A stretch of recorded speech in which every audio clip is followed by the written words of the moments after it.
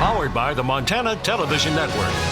This is the 5:30 News on Q2, Montana's news leader. Good evening and thanks for joining us. I'm Russ Riesinger. And I'm Jeanelle Slade. A domino effect as fears of the coronavirus shut down schools, sporting events, and public gatherings across the country, the state, and our community. Now, cases reached nearly 128,000 worldwide, more than 1,300 here in America, and at least 39 deaths. And here in Montana, a state of emergency now in effect as we brace for the arrival of COVID-19. So far, all of those tested here have been negative, but health officials expect that to change and are urging everyone to start preparing. And it was another brutal day on Wall Street, even though trading stopped twice. The worst day for the Dow since the 1987 crash, dropping more than 2,000 points. Just 1 month ago today, the Dow was at its all-time high. It's lost almost 30% of its value since then. Governor Steve Bullock issues an executive order declaring a state of emergency. This as the coronavirus spreads even closer to Montana. That will allow more resources if needed. The governor noted that the state has the capacity to test 2,100 residents, and all of the tests that have been done so far have been negative. The governor addressing Montana this afternoon, calling it a dynamic and evolving situation. While we still don't have a diagnosed case in Montana, I do anticipate that we will have a case soon. We've been monitoring the situation as it rapidly evolves. Today I'm furthering our efforts to prepare by issuing an executive order declaring a state of emergency in Montana. By doing so, I will have the ability to further direct a coordinated response to COVID-19 and to mobilize all resources necessary and to take additional steps as may be necessary. Well, the state has provided a phone number if you have any questions. That number is 1-888-333-0461, or you can go online at covid19.mt.gov. A local emergency room doctor says about 80% of the people who come down with COVID-19 will make it through just fine. Now, while there's no medication, about 20% may need to go see a doctor. Q2's David J. talked with a St. Vincent emergency doctor. A temperature of 101.5 degrees is one possible symptom of COVID-19. The COVID virus, what we're seeing is it attacks the lower respiratory system. You do get a cough, and then as it gets more severe, people start experiencing shortness of breath. Fever is very common. Muscle aches are another thing that have been reported with some frequency.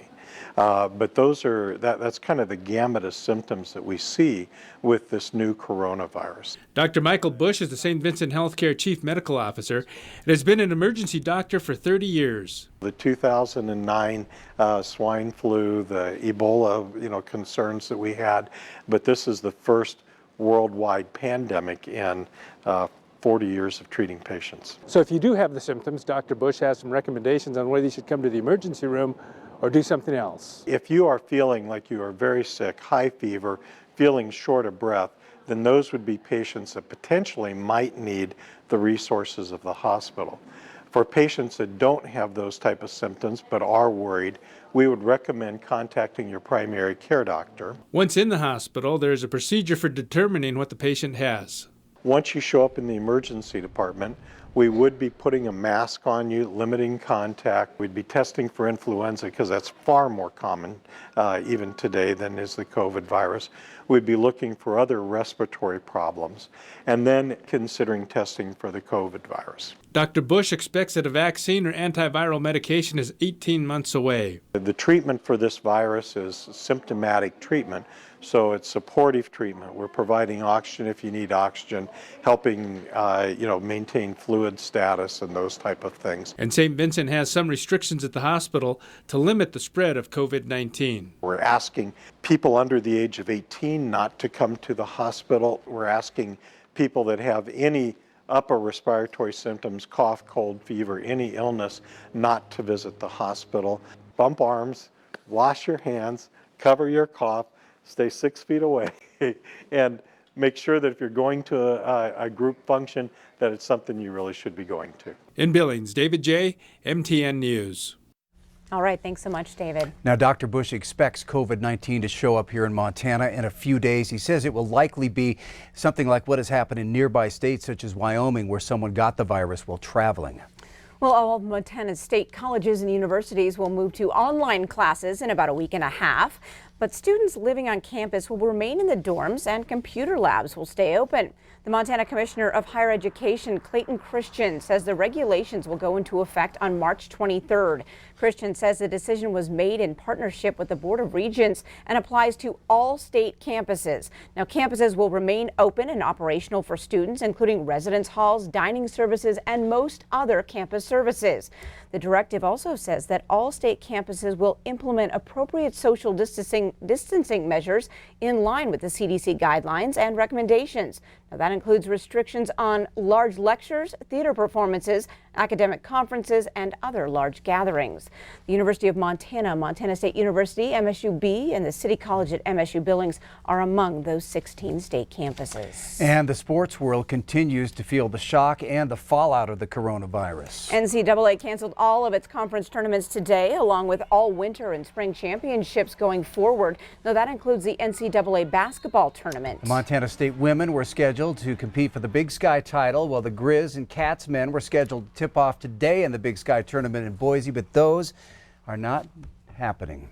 And now we're joined by Q2 Sports Director Scott Breen with the latest on local tournaments. And Scott, the NAIA women's tournament canceled for next week here in Billings, but the high school tournaments are still going on.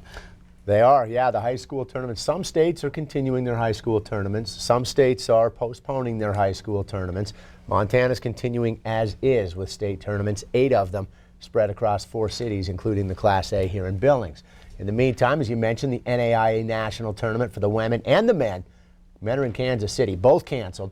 Really, the NAIA is just following suit with what the NCAA has done, okay? Alex Tyson, Executive Director of Visit Billings, was actually in studio interviewing when her bosses at the NAIA phoned her with the news that it's been canceled.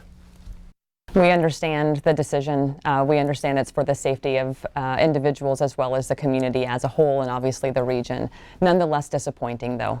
You know, it's been an amazing 3 years. We were really looking forward to celebrating this 4th and final year in Billings as well as the 40th anniversary, as well as sending them off to Sioux City appropriately, celebrating all the student athletes. But we understand the decision and we will start the process of canceling the tournament. Keep in mind, Rocky's been the host team for 4 years straight. This was the 4th and final year, as Alex said. I talked to Wes Keller, the head basketball coach up at Rocky for the women. He said it's an unfortunate situation, but he agrees, yes, it's the right move. He just feels terrible for his seniors, especially Markayla Francis, who's your player of the year in the Frontier Conference, because they won't be able to finish their careers in a tournament setting. That's too bad. Well, thanks so much, Scott. And of course, the latest at KTVQ.com and MontanaSports.com. Well, hundreds of events are being canceled and postponed nationwide. One local organization is moving forward with this annual fundraising event tomorrow night. The Boys and Girls Clubs of Yellowstone County's Be Great Ball will go on as scheduled tomorrow evening at the Billings Hotel Convention Center. CEO Brian Dennis says after conferring with Riverstone Health, a number of steps have been taken to ensure the event's safety, even reaching out to all the sponsors and potential guests to inform them of the situation. Like the good CDC advice says, if you don't feel well, you should consider staying home. The same with folks that have an immune system situation where they might be at risk of catching something. So we feel with that, and we've talked to the hotel, and the Billings Hotel and Convention Center, they're taking extra precautions. We feel like we're going to be able to have a great event and keep everybody safe.